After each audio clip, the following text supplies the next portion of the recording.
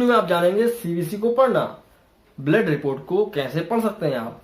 तो दोस्तों वीडियो शुरू करने से पहले आपको मैं एक चीज बता दूं कि इस वीडियो को जानने के बाद आप ये जरूर समझ सकते हैं कि भाई आपके ब्लड में क्या कमी है, आपको क्या बीमारी हो सकती है, इसका अंदाजा आप लगा सकते हैं। कई लोग पूछते हैं एक दूसरे से कि भाई इसमें देखना है क्या समझ में आ रहा है, तो आपको ये प्रॉब्लम नहीं आएगी।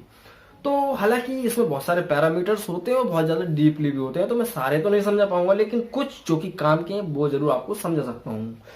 तो एक एग्जाम्पल के लिए मान लेते हैं एक सीबीसी रिपोर्ट है, तो इसमें आपको 5 चीजें तो देखने ही देखने हैं।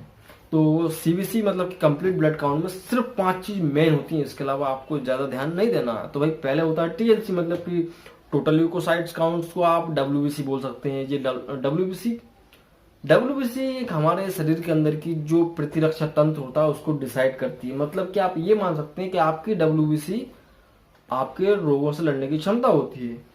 तो भाई जब कोई व्यक्ति सीबीसी कराएगा तो उसका नॉर्मल रेंज होगा दोस्तों 4,000 से 10,000 के बीच, मतलब कि 4,000 से 10,000 के बीच तो रहना ही चाहिए एक इंसान का टीएलसी काउंट।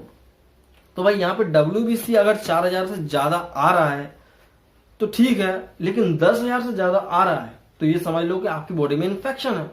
इन्फेक्शन क्यों है? क्योंकि भाई जब इन्फेक्शन बॉडी में आता है तो डब्ल्यूबीसी बढ़ जाती है।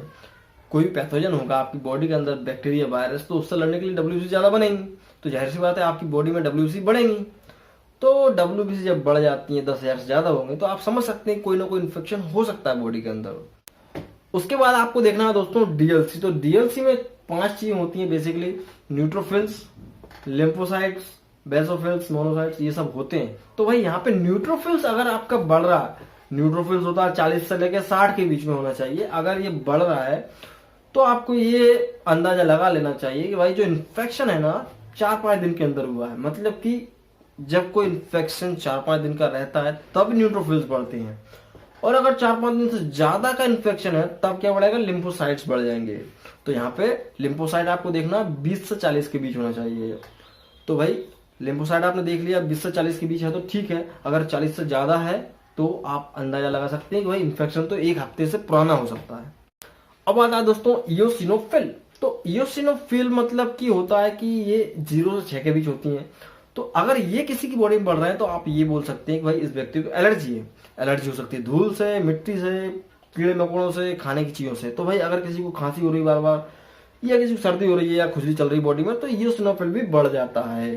तो क्योंकि ये एलर्जी को डिनोट करता है। और उसके साथ ही दोस्तों ये पैरासाइटिक इन्फेक्शन को भी बताता है कि भाई अगर बढ़ गया तो पैरासाइटिक इन्फेक्शन हो सकता है बॉडी के अंदर, चाहे वो किसी भी तरह का इन्फेक्शन हो सकता है।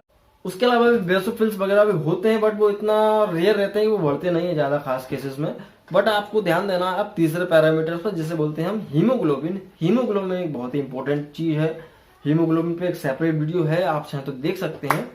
तो भाई यहाँ पे हीमोग्लोबिन महिला और पुरुष में अलग अलग होता है। महिलाओं का कम इसलिए होता है क्योंकि उनको हर महीने पीरियड्स आते हैं, जाहिर सी बात है उनका हीमोग्लोबिन कम ही रहता है। तो महिलाओं का होता है दोस्तों 12 से 14 के बीच होना चाहिए, और मेल्स का, आदमी का होना चाहिए 13 से 16 के बीच। तो भाई अब हीमोग्लोबिन अगर कम है किसी को तो आप ये बोल सकते हैं कि उसकी बॉडी में खून की कमी है या उसको एनीमिया है।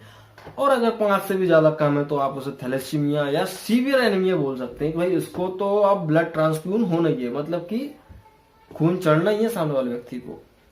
तो ये खून की कमी को प्रदर्शित करता है, एक प्रकार से आप कह सकते हैं। तो इसकी रेंज जो है 14 से 16 के बीच होना चाहिए। अगर 14 से 16 के बीच में है तो इंसान हेल्दी है, कोई दिक्कत नहीं है। अब बात करेंगे दोस्तों पीसीबी काउंट की। तो देखो भाई पीसीबी काउंट भी बहुत इंपॉर्टेंट है जानना, और रिपोर्ट में तो बहुत ही जरूरी है। क्या होता है कि कई लोगों को लूज मोशंस हो जाते हैं, डायरिया हो जाता है, और उनकी बॉडी से पानी का लॉस हो जाता है, एक प्रकार से इलेक्ट्रोलाइट्स चले जाते हैं। तो भाई जब इंसान को डायरिया, इस तरह के लूज मोशन जैसी शिकायत होती है तब उसकी बॉडी में हीमोग्लोबिन बढ़ जाता है। तो भाई ये तो बहुत सोचने वाली बात है, क्यों हो जाता है? देखो भाई आपकी ब्लड के अंदर पानी भी रहता है कुछ मात्रा में, तो जो ब्लड होता है उसका पतलापन या गाढ़ापन, इससे हम ये पता करते हैं। मान लो किसी व्यक्ति का नॉर्मली हीमोग्लोबिन तो है 8, और लेकिन जब उसको लूज मोशन हुए, डायरिया वगैरह हुआ, उसकी बॉडी से निकल गया पानी, तो ब्लड तो वैसे ही गाढ़ा हो जाएगा, तो उसका हीमोग्लोबिन ज्यादा आएगा। तो आदमी खुश हो जाएगा, अरे वाह मेरा हीमोग्लोबिन तो बहुत अच्छा है। लेकिन आपको ये पीसीबी देखना है कि पीसीबी कितना आ रहा है। पीसीबी मतलब कि आपको जरूर से देखना है, क्योंकि उससे आप ये अंदाजा लगा पाएंगे कि इंसान को ये डायरिया था या लूज मोशन था, इस वजह से ये हीमोग्लोबिन बढ़ के आया है। तो कभी भी फॉल्स रिपोर्टिंग नहीं होगी। तो यहाँ पे कई लोगों को कम भी आ जाता है। क्यों आ जाता है कम?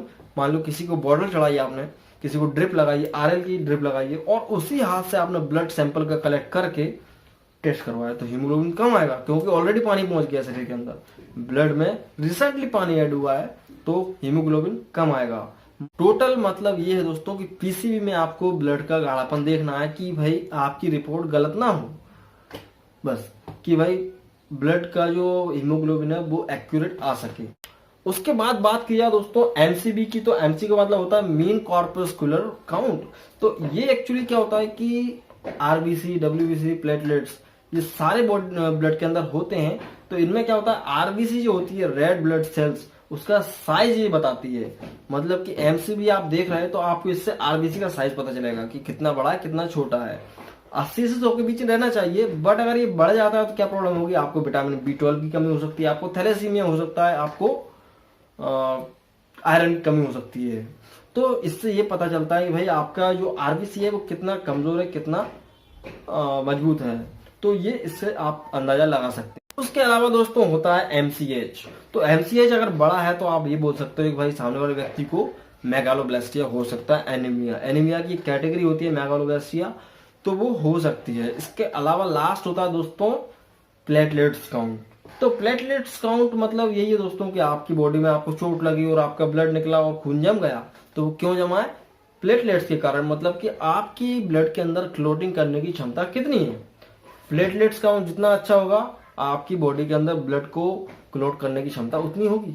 प्लेटलेट्स की नॉर्मल रेंज होती है दोस्तों 1.5 लाख से 4 लाख के बीच, और इनके बीच रहना चाहिए आदमी की, कम से कम 2 लाख 3 लाख तो हो ही हो।